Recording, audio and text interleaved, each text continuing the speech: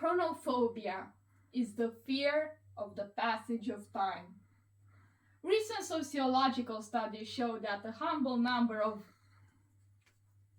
all humans on Earth suffer from this condition. One day you're the hip new kid on the block, and the next you have to look up what a yacht is. If you have told 14-year-old me that my favorite thing to analyze in media was the economical situation of the lead characters, I would have shed a soul tear of pure agony. But time is a neutralizing force. It simply moves forward. It doesn't know animosities or friendships. And we're stuck forever looking at the past and making our way into the uncertainty that is the future, never knowing for sure if our next step will be our last. Whoa, that's new information. Death happens, that's tough, buddy. But death doesn't seem to be of anyone's concern. That honor goes to change. And I think that's worth looking into. In the visual novel Slay the Princess by Tony Howard, we are shown a story about how the expectations imposed on us change our very being.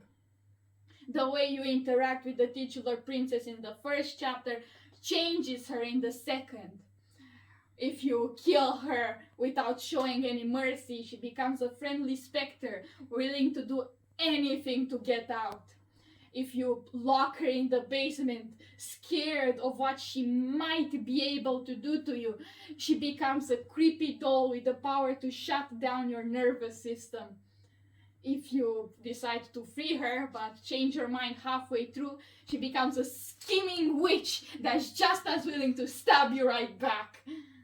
At the end of the novel, we learn that this whole experience was just a way for a goddess to fulfill herself. The shifting mound, as she presents herself, is the embodiment of the concept of change. In her multitude, she contains every possible princess, but also death itself. The last choice you can make is deciding whether or not you free her, dooming everyone to the cycle of rotting, or slay her one final time. I fully recommend going in as blind as possible, because the less you know about the story, the more it will emotionally impact you.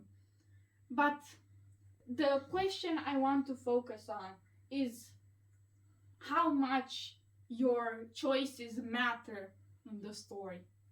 At first you have no idea, but as you start progressing and you just notice how much the princess changes to fit your expectations of her, you start wondering just what is the princess? How much of her is she, and how much is your perception of her? As humans, we are deeply concerned about what other people think about us. Even 3-year-olds start cheating more often if they have the reputation for being smart, or they start hiding their cheating if they have the reputation for being good children. 90% of our personalities are just the way we want other people to perceive us as. And I think that's where the fundamental fear of change comes from. We spend so much time building up this reputation of being smart and charismatic and intelligent and artistic that we're scared, knowing that change will happen no matter how much we fight against it. And it might take this away from us. We know what we are, but not what we may be. Thank you. Foarte